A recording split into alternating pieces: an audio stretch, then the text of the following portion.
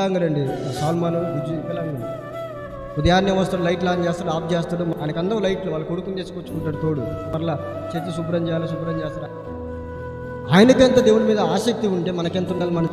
మన ప్రార్థన కూడికనే ఈ సంఘంలో ప్రకటిస్తాము. సరిగ్గా 5 అయిందా, ఎలా వెళ్తున్నా తమ్ముడు?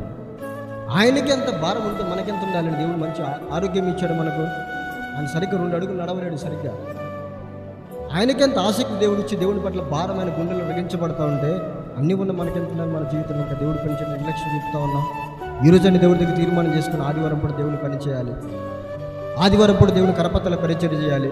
నేను ఒకరికి స్వార్థ చెప్పాలి. ఒక కంకణం కొద్దిగా తీర్మానం చేసుకోండి. యవనం ఉన్నప్పుడే మనం కాడి మేట మనకెంతో ఆశీర్వాదకరం. యవనం పోయిన తర్వాత మళ్ళీ రాదు మన జీవితానికి.